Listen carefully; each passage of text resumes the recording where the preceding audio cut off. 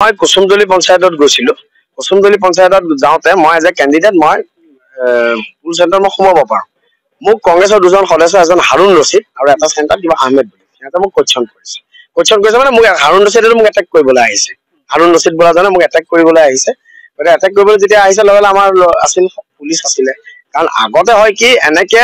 নো entry কৰি দিয়ে কংগ্ৰেছৰ মানুহে ৰখিব লৈছে বিপক্ষ দলৰ মানুহক পুলিং চেণ্টাৰত যাব নিদিয়ে নো এন্ট্ৰি থাকে এইবাৰতো নো এন্ট্ৰি নহয় এইবাৰতো পুৰা ফ্ৰী এণ্ড ফেয়াৰ ইলেকশ্যন হোৱাতে মই আগতে কৈছো 2011 2016 আমি জিকিলোহেঁতেন এবাৰ ফ্ৰী এণ্ড ফেয়াৰ ইলেকশ্যন হৈছে আমাৰ সদস্য সকলোতে যাব পাৰিছে সকলোতে আমাৰ পুলিং এজেণ্ট আছে সকলোতে আমাৰ টেবুল বহিছে গতিকে এইবাৰ খুব শান্তিপূৰ্ণ নিৰ্বাচন হৈছে প্ৰশাসনৰ ওপৰত আমাৰ বিশ্বাস আছে আৰু এইবাৰ আমি বিপুল ভোটত জিকিম যি দুজনে আপোনাক সোমাবলৈ দিছিল কংগ্ৰেছৰ এজেণ্ট 100% এজন কিবা মই নামৰ সৈতে কৈছো হাৰুণ ৰছিদ এজন মোক তাৰ সদস্যই কৈছে আৰু এজন কিবা আহমেদ তেওঁ মোক পুলিং চেণ্টাৰ মই যেতিয়া সোমাইছো প্ৰিজাইডিং অফিচাৰৰ সন্মুখতে মোক কোৱেশ্যন কৰিছে আৰু কেনেকে সোমাব বুলি কৈ মোলে চুচা মাৰি আছে মোলে চুচা মাৰি আহোঁতে মই হাতখন মানে অলপ হেৰি কৰিব লগা হৈছে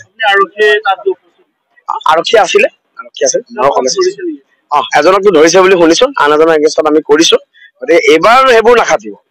গব্বৰ সিঙৰ ৰকিবুল হুছেইন ডাঙৰীয়া যিটো গব্বৰ সিঙৰ ৰাজনীতি কৰিছে বুলি কয় তেখেতে কয় মানুহক চৰিয়াব লাগে সাংবাদিকক আক্ৰমণ কৰিব লাগে এইবোৰ আক্ৰমণ কৰিব নহব তেওঁ ধৰক সিদিনাখন তেওঁৰ মানুহ আছিল সাংবাদিকজনক আক্ৰমণ কৰিবলৈ ইনষ্টিগেট কৰি দিলে এনেকুৱা ধৰণৰ ৰাজনীতি হুছেইন ডাঙৰীয়া কিমান কৰিব মই শুনিছো তেওঁ বোলে কৈছে তেওঁৰ ৰাজনীতি বা সন্যাস ল'ব তেওঁ সন্যাস ল'ব নালাগে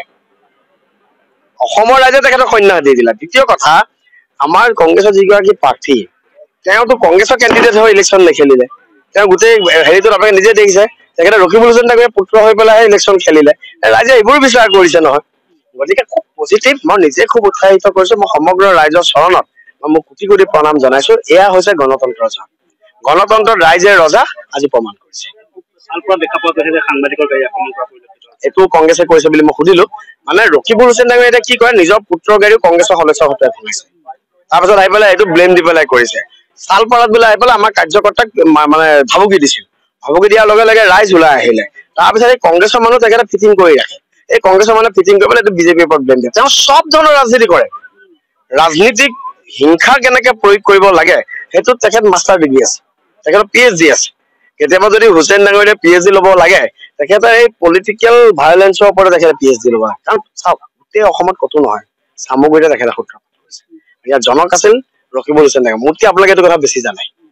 ৰাজনীতিত হিংসা কোনে প্ৰয়োগ কৰে দীপুৰঞ্জন শৰ্মাতকে আমাৰ সন্মানীয় সংবাদ মাধ্যমৰ প্ৰতিনিধিয়ে বেছিকে জানে তেখেতৰ ট্ৰেক ৰেকৰ্ড আছে গতিকে এইবোৰ এতিয়া চকু পানী টুকি তেখেতৰ লাভ নাই তেখেতক ৰাইজে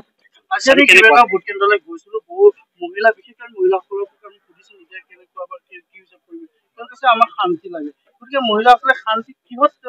শান্তি তেখেতে শিক্ষা বিচাৰিছে তেখেতে স্বাস্থ্য বিচাৰিছে শান্তিমূলক এটা পৰিৱেশ বিচাৰিছে মই আপোনাক এটা কথা গেৰাণ্টি দি কৈছো আমি জিকিম আমি জিকাৰ পিছতো কিন্তু কংগ্ৰেছৰ এজনো সদস্যৰ ওপৰতো আমি হেৰি কৰিব লাগিব আমি যিদিনাখনৰ পৰা জিকিম সেইদিনাখনৰ পৰা চামগুৰি 1,80,000 মানুহক লৈ পেলাই আমি ৰাজনীতি কৰিম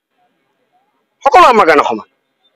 তেওঁতো এইটো নহয় সেইকাৰণে ৰাইজে সেইটো বিচাৰিছে কংগ্ৰেছ দলৰ মেক্সিমাম মানুহে আমাক ভোট দিছে আপুনি নিশ্চিন্ত থাকক কংগ্ৰেছ দলৰ মেক্সিমাম মানুহে আমাক ভোট দিছে খুব ভাল মোতকে আপোনালোকে নিজে ঘূৰিছে আপোনালোকে যদি